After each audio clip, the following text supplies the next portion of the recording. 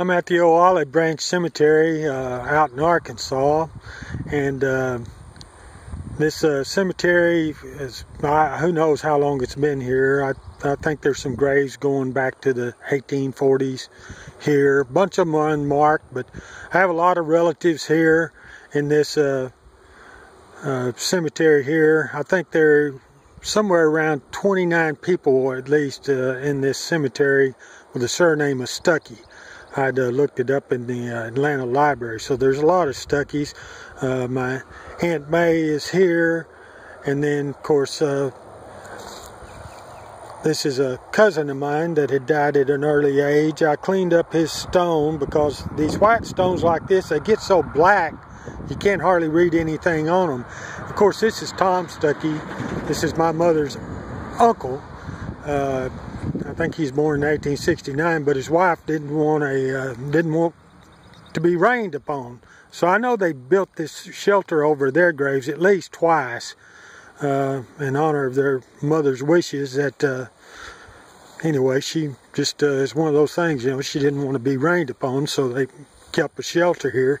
But there's a lot of graves out here that my Aunt Marie told me, you know, that aren't even marked.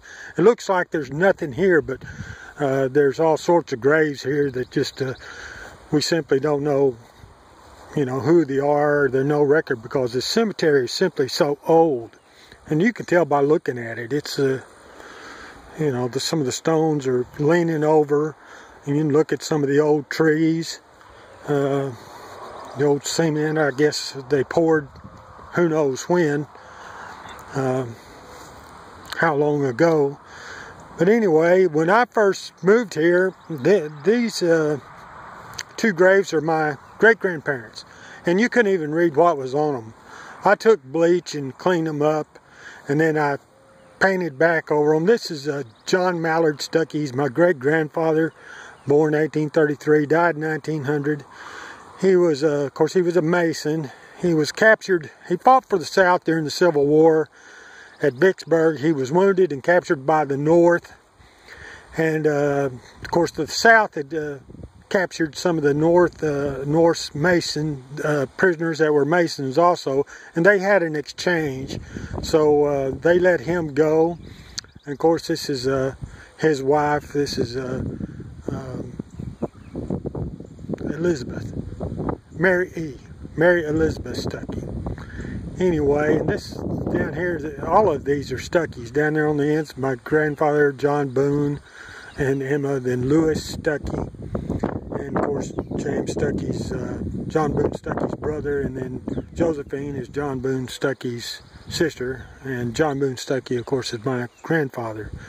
But anyway, this old graveyard is full of Stuckeys.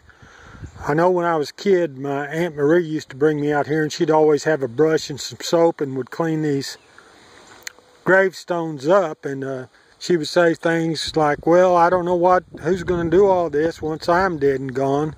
And of course, my Aunt Marie, she's buried across the road there by that Methodist church. And I had no idea that I was going to come and retire out here. But anyway, I try to keep them clean. It's a lot of rain out in this country, and they get algae on them. And I just put a little bleach in water and try to brush them up and keep it going as good as I could.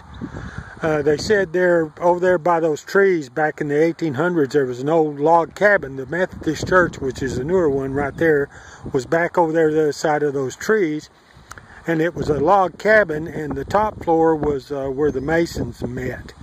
And people would come, they would ride wagons or ride a horse for miles. Some of them would walk just to come to church. You know, nowadays some people won't even cross the street to go to church, much as walk 4, 5, 6 miles or go that far on horseback or in a wagon.